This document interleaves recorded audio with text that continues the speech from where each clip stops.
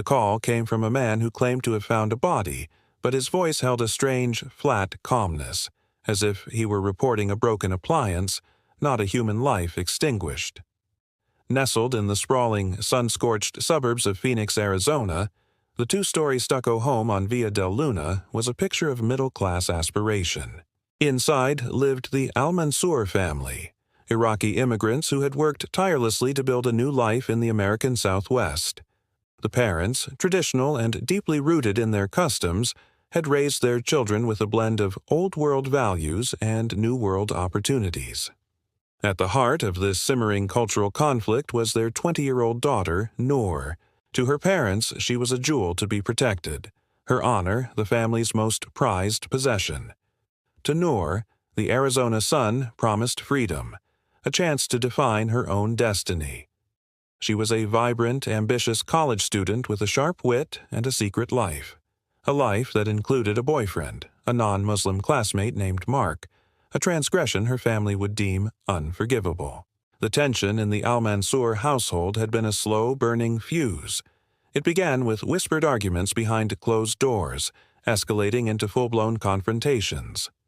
Noor's father and older brother, Faisal, saw her growing independence not as a sign of maturity, but as a dangerous rebellion, a stain on their reputation. They monitored her phone, questioned her whereabouts, and warned her about the consequences of bringing shame to their name. The American ideals of individualism and personal choice were, in their view, a corrupting influence, a direct threat to a centuries-old code of honor. Each text message from Mark that she managed to conceal, each class she attended that ran later than expected, added another layer of dread to the oppressive domestic atmosphere. The very air in the house grew thick with unspoken threats. The breaking point arrived on a sweltering Tuesday evening. Faisal, acting on a malicious tip from a cousin or perhaps his own heightened suspicion, had followed Noor. He watched as she met Mark at a quiet coffee shop, their hands briefly touching over the table, their laughter a private language that excluded him and everything he stood for. He didn't confront them there, in public. He drove home, the image seared into his mind, his anger cooling into a grim, resolute purpose. He informed his father of the transgression, and together they decided the fate of the young woman they called daughter and sister. The plan was chilling in its simplicity. They would not make a public scene.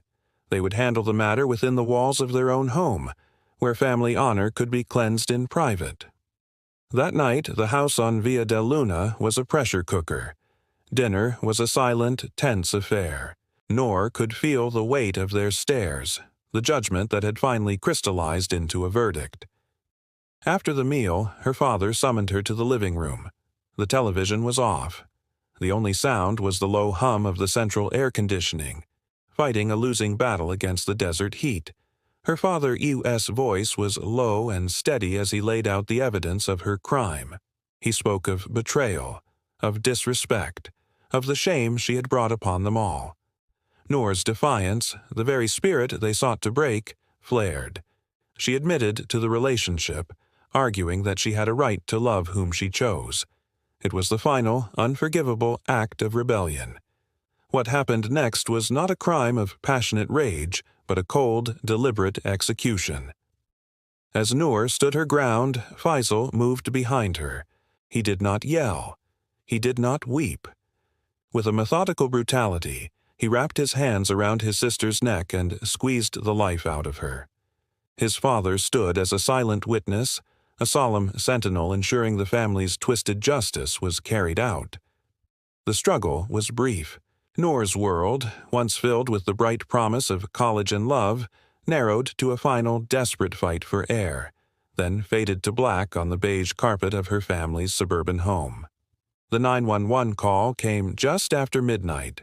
Faisal, his voice eerily composed, told the operator he had found his sister unresponsive.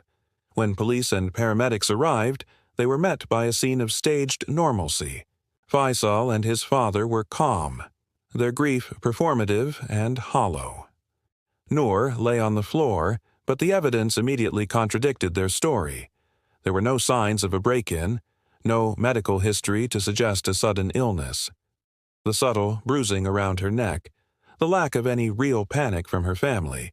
It all pointed to something far more sinister than a tragic, natural death. Homicide detectives were called to the scene. The investigation quickly zeroed in on the family's inconsistent statements.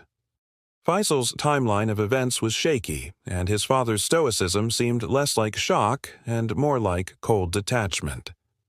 A forensic examination confirmed the detectives' suspicions. Noor had been manually strangled. As detectives dug deeper, a portrait of a deeply controlling household emerged.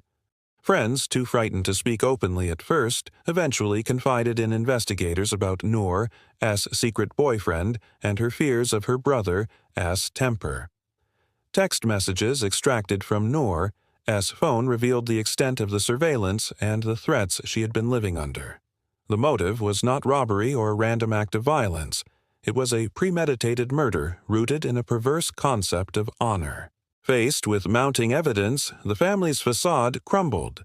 Faisal al-Mansour first confessed to the killing, claiming he had acted alone in a fit of rage after discovering his sister's relationship. But the evidence pointed to a conspiracy. Under further interrogation, he admitted his father was present and had given his blessing for the act. Both men were arrested and charged with first-degree murder. During the trial, the prosecution laid bare the chilling truth.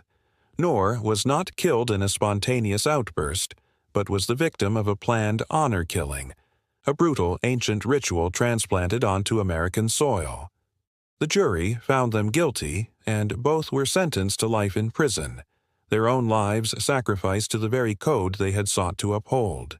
The house on Via del Luna stands quiet now, just one more silent structure on a street of quiet dreams, its stucco walls holding the echo of a final, terrible silence.